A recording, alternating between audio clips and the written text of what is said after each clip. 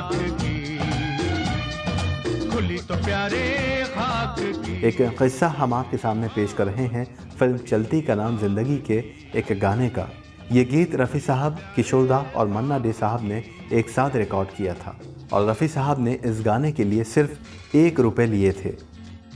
दरअसल ये फिल्म किशोर दा खुद अपने बैनर तले प्रोड्यूस कर रहे थे और इस गाने के लिए उन्होंने रफ़ी साहब से गुजारिश की।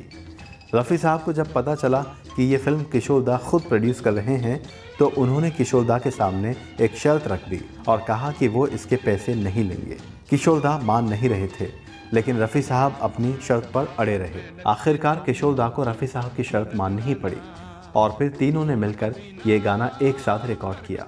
रफ़ी साहब ने शगुन के तौर पर सिर्फ 1 रुपये फ़ीस लेकर ये साबित किया कि उन दोनों के बीच कोई मुकाबला या दुश्मनी नहीं बल्कि अच्छी दोस्ती थी। रफ़ी साहब और किशोर दा के रिश्ते को हमेशा मीडिया ने गलत तौर पर फैंस के सामने पेश किया। जो लड़ाई या मुकाबला दोनों के बीच कभी था ही नहीं, उसे बढ़ा चढ़ाकर परोसते रहे।